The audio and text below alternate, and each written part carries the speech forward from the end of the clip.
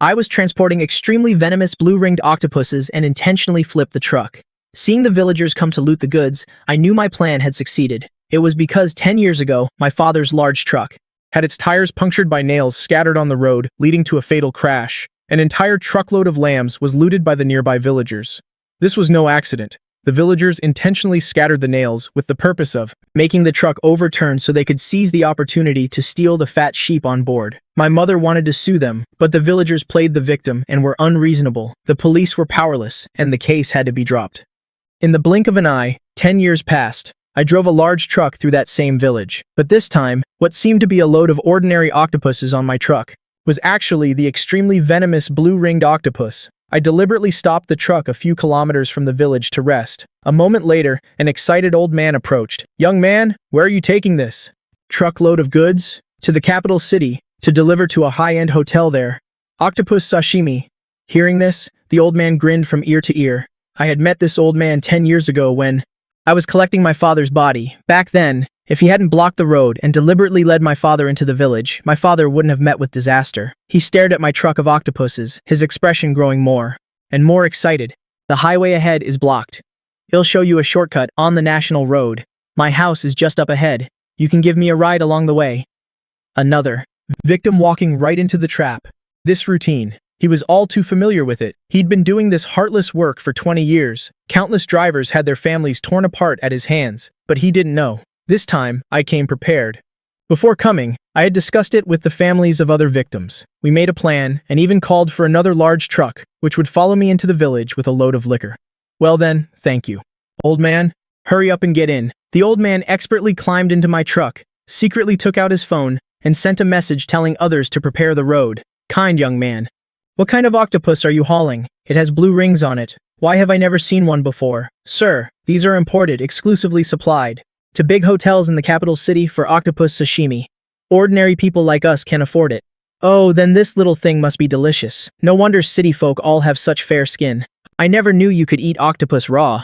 The old man's mind was filled with images of the truck flipping over and how to get rid of the goods. The thought excited him so much he couldn't stop smiling, but he completely failed to notice the large words painted on the truck, which read, "Hazardous product, do not consume." The truck quickly entered the village. Just then, the old man suddenly clutched his stomach and cried out, "My stomach hurts a bit. Let me out to use the restroom. I'll run back on my own later."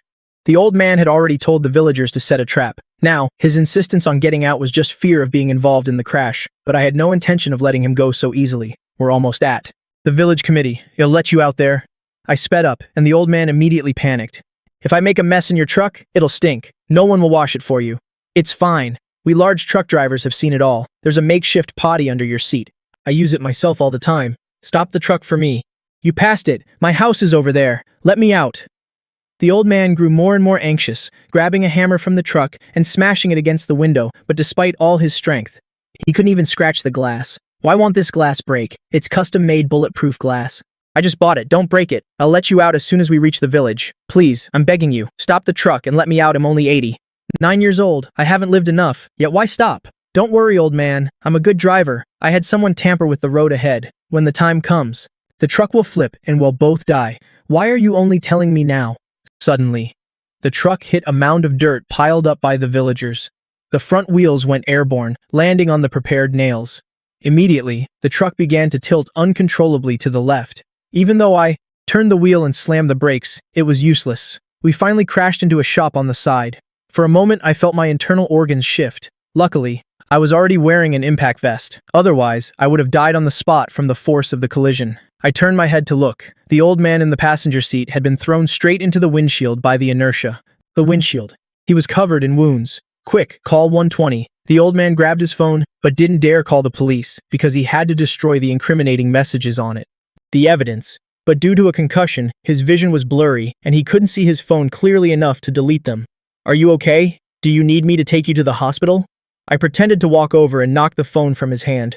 How could I let him delete such crucial evidence? Suddenly, I heard the sound of frantic footsteps. Villagers, each carrying a bamboo basket, began to madly snatch the crawling octopuses from the ground. I immediately shouted at them, "Quick, save us, help us call the police, or the old man will." An old woman suddenly cut me off. "Why should we help you call the police?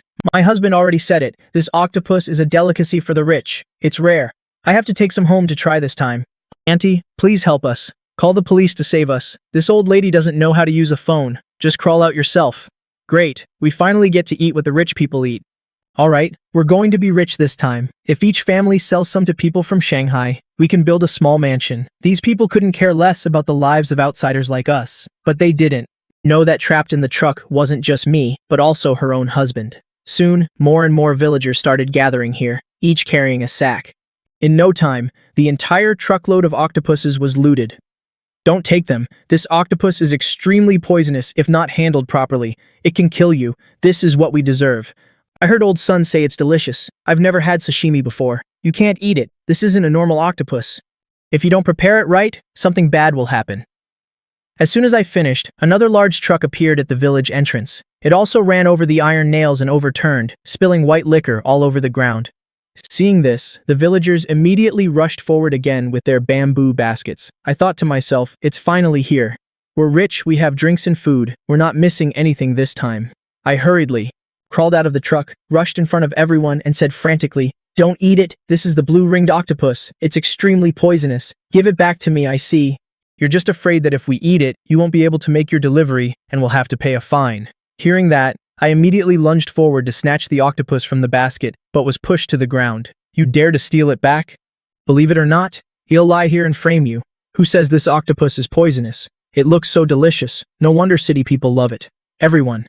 Don't eat it, and especially don't drink the liquor. This blue-ringed octopus is already extremely poisonous. Mixed with alcohol, not even the gods can save you.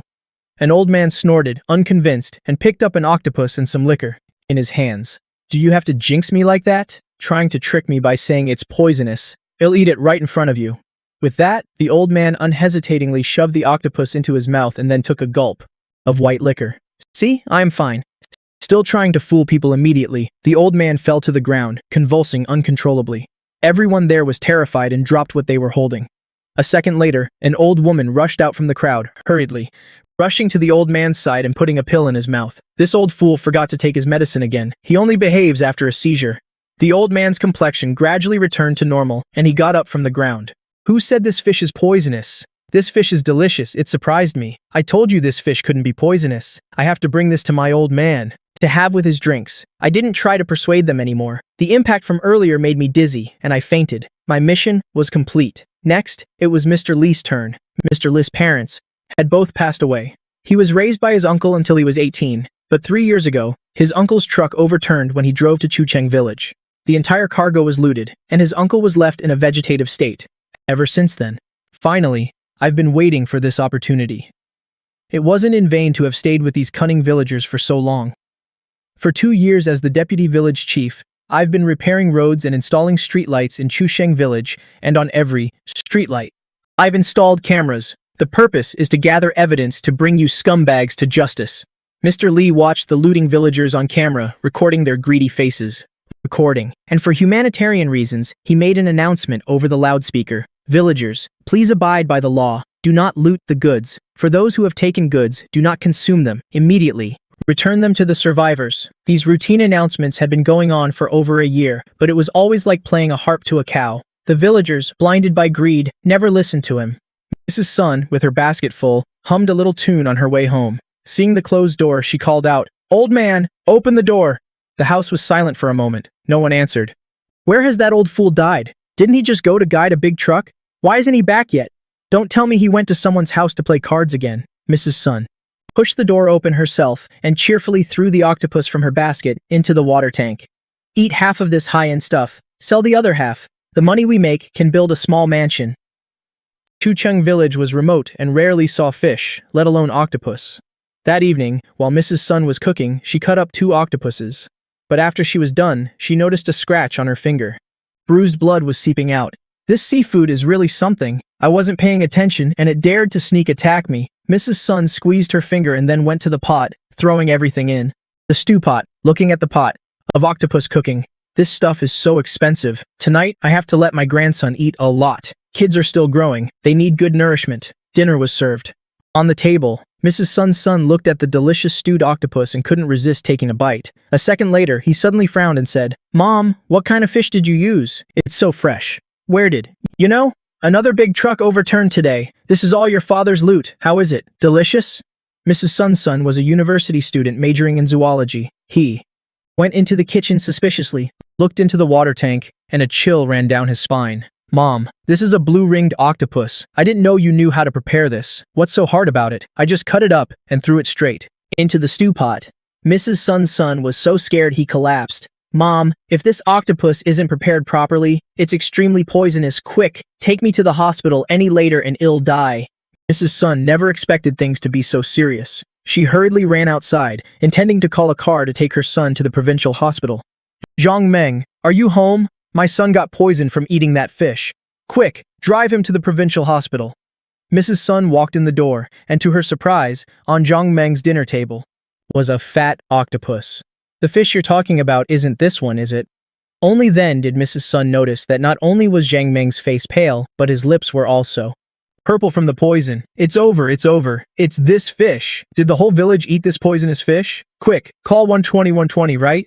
Our whole village ate the wrong, poisonous fish. Everyone might be poisoned. Please, come and save us. 120 wouldn't arrive too quickly, because to loot the truck, they had already placed rubble and branches on the road to slow down police cars and ambulances entering the village. And now, karma had come for them. It was true retribution. Son, don't you let anything happen to you. Otherwise, how will I go on living? Mrs. Sun's cries echoed through the village, but because her family was usually so arrogant, no one wanted to help. That night, Chusheng village was filled with the sounds of vomiting and screaming. More than a dozen police cars and ambulances arrived. When I woke up, it was already the next morning. You have minor injuries, but the old man in your passenger seat had it rough. He had intracranial bleeding and both his legs were crushed. He was brought in too late and died on the way. Hearing this, I couldn't help but laugh. Those villagers outside are suffering. I don't know where they got the octopus to eat, but after eating it, the mild cases lost consciousness and had full-body convulsions, and the severe cases had organ failure and were sent to the ICU. A few even died outright. This is the biggest food safety incident I've ever seen. Now all the departments are conducting a thorough investigation into this incident. Very quickly, all sorts of reporters and media outlets smelled a hot story. They swarmed Chusheng village at the same time, pointing their camera lenses at the village officials. We need to quickly find someone to destroy the evidence of the truck crash. And we also need to find someone to deal with these reporters. What should we do? The village chief racked his brains but couldn't come up with a plan. Just then, a huge fire suddenly broke out in the village. No one knew who started it. The villagers were already weak, and with the fire, countless more were injured. Oh my god, which angel helped me vent my anger like this, daring to put octopus and white liquor into the fire together? Even Satan couldn't have come up with this plan. I couldn't help but laugh. Suddenly, the hospital room door was pushed open. A police officer walked up to me. Hello, sir. We need to take your statement. Go ahead and ask. I will definitely cooperate. We investigated and found that you weren't supposed to take this route. Why did you suddenly change your route at the time of the incident? Was it intentional? It was the person in the passenger seat. That old man said the highway was blocked. He made me take this route for a shortcut and then made me give him a ride home. By the way, have you found my phone? I have a habit of recording my life, so after the old man got in the car, I turned it on. My phone has a video recording function. The entire incident is in there. We found the phone. The case is a bit damaged and some water got in. Our technical department is recovering the data inside. That's great. Don't let me be wrongly accused and let that old man get away. We will investigate and won't miss any suspects. Did you find that old man's phone? I just realized this old man, from the moment he got in the car, was constantly fiddling with his phone, like he was reporting to someone. This is the key to the case. Our people just called. They said they found undeleted messages on the old man's phone from after the incident. The messages include him revealing your license plate number to someone else, and at what time your truck would pass by Zhusheng village, telling others to scatter nails and dig holes on that stretch of road. So this wasn't an accident at all, but a deliberate incident. The technical department is now recovering all the data from the old man's phone. It's estimated there will be even more evidence. The next second, the police officer's phone rang. Through technical recovery, we learned that this was not the first time the old man has committed this crime. He didn't just work in a group, but has done this many times. The number of truck drivers they've killed is countless. The suspects involved in the case are numerous. I can't believe this is a long-planned, organized crime. I think they must have gathered a lot of evidence, so I pretended to be scared and asked, so, am I responsible for the old man's death? As long as it's confirmed that the old man was the mastermind, you will be innocent. You might even be able to sue him. for intentional homicide. But now, many villagers are poisoned from eating the octopus. As the transporter, you have a responsibility for improper supervision. This responsibility needs to be sorted out slowly. The compensation amount could be very large. I told them several times not to take it, but they insisted on eating it. I guess I'm just unlucky. A poor country breeds treacherous people. That saying is so true. You were unconscious already, and you still remember warning them. Before I passed out, I told them more than once. Don't eat this type of octopus. If not handled correctly, it's extremely poisonous. But they wouldn't listen. I remember there was a camera on the road where the accident happened. That should prove it.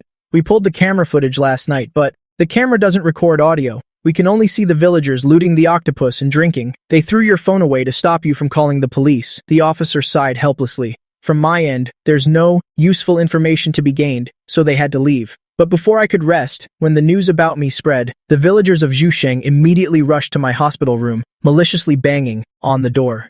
You're a murderer. I want you to pay for my husband's life with yours. My son ate the octopus from your truck, and now his organs are failing. You have to give my son an explanation. Don't think you can just hide in there and stay silent. I know you're in there listening. Hearing these words, I sneered and thought, go ahead and curse. Bigger things are yet to come. As the investigation deepened, the villagers of Zhusheng's intentional homicides, accident staging, and years of looting came to light. This village and these villagers, every one of them labeled a parasite, will eventually be punished by law. As public opinion spread, many truck drivers who had their trucks overturned and other victims and their families all stood up to seek justice. The villagers of Zhusheng, for a little bit of profit, caused deaths. These people treated human lives as a joke, feasting on the victims' suffering. They are beyond saving. A field reporter brings you the latest news. Due to the large number of victims, Zhusheng villagers will be publicly prosecuted. After the case was filed, many villagers who tried to flee Zhusheng were legally apprehended and taken to the police station. It has now been 10 days since the incident. All of Zhusheng's villagers have been taken into custody, but there is one exception. The deputy head of Zhusheng village, Li King. It's known that he came from elsewhere and never participated in these cases. Every time a crime occurred, he used a camera to record evidence of their offenses. This counts as reporting a crime for meritorious service. I looked at the news on my phone, a smile spreading across my face. But just as I thought I was cleared of suspicion, the police came to see me again. But this time, they actually took me to the police station's interrogation room. Someone saw you meeting with the families of several victims. We have reason to suspect this incident was planned by all of you together. For my next few questions, you must answer truthfully. First, do you know Li Qing? I do. I'm friends with another victim's family member. When we went together, this Mr. Li happened to be there too. You're lying. We investigated and found that years ago, your father also died in a vehicle accident, also in Zhusheng village. Therefore, I'm bold enough to guess that your truck overturning this time was not an accident, but a revenge plot planned by you all. The octopus and fine wine were your murder weapons. Do you know what kind of behavior this is? Trying to break my psychological defense with emotion? Dream on. You said it yourself, officer. It's just a guess. If you don't have evidence to prove your point, for what you just said, I could sue you for slander. How do you know I don't have evidence? If you had evidence, I don't think I'd be sitting here anymore. I knew long ago that any action will leave a trace. So how to act, how to answer. I rehearsed it in my mind 1,000 times, trying to leave no loopholes. Right now, all the evidence is in your favor. It all proves this case has nothing to do with you, that it was all the old man's own doing. But the sleeper cab's glass was replaced, and the impact-resistant vest you were wearing. Half a year ago, cameras were suddenly installed in the village. When so many coincidences happen at the same time, it's intentional. Then go ahead and investigate. If you really find something, willingly go to jail. I only know that after my father died, my mother cried every day, and I had nightmares every day, unable to sleep all night. I developed severe depression. Since this incident, the nightmares are gone, and I sleep better. When I go to the afterlife, I'll be able to face my father. I have no regrets. Judging criminals is the judge's job, not yours. You have to pay the price for what you've done. Then why have they been getting away with it for so many years? Officer, have you seen the ugly faces of those treacherous people? Have you heard the most heart-wrenching cries? Do you understand the feeling of helplessness watching your father die? They're dead, and I thank the heavens for it. If you really find something, I'll have nothing more to say. The officer frowned, lowered his head, and finally said nothing, turning to leave the interrogation room. I had practiced for so many years, but when I was actually interrogated, my overwhelming emotions almost gave me away. 2 months later, this widespread case came to an end. Now, the court will announce the appeal verdict. Through the trial, the findings of the court of first instance have been clarified and proven. Li Qing has no direct responsibility for the death of Mr. Sun and the villagers' poisoning incident. The facts are clear. During the appeal hearing, witness Mr. Wang and 20 other truck drivers testified in court, submitting dashcam footage, photos, lists of damaged goods, and other evidence. It is confirmed that for a long time, the villagers of Zhusheng scattered iron nails on the road at the village entrance, dug pit traps, looted goods, and overturned cargo. Their actions constitute the crimes of organized looting, endangering public safety, and intentional homicide. The evidence is solid and sufficient. The court sentences Mastermind Zhang and others to 15 years in prison, Mr. Sun and 13 others to 12 years in prison. The remaining individuals receive 7 years in prison. This verdict is final and takes effect from the date of announcement. If there are objections to the verdict, an appeal can be filed within tens of days from the second day of receiving the court's decision, through this court, or directly to the Supreme People's Court. During the appeal period, the execution of the sentence will not be suspended. Hearing the verdict, Li Qing and I finally felt at ease. I've resigned from Zhusheng village and I'm preparing to work elsewhere. What are your plans? Still driving a truck? If you take that route again, you can rest assured. No one will be there to block the road and rob you anymore. Of course, I'll keep driving. I want to see if this quiet Zhusheng village has any other dark secrets. It's also to let future fellow drivers know that justice exists in people's hearts. In the dark corners, there will come a time when sunlight shines through. All the evil in Zhusheng village has been rooted out. But, as I said, this city will have some people acting in the shadows, trying to disrupt this city, pushing everyone into darkness. But I am willing to be the light of the city, illuminating every dark corner in this city.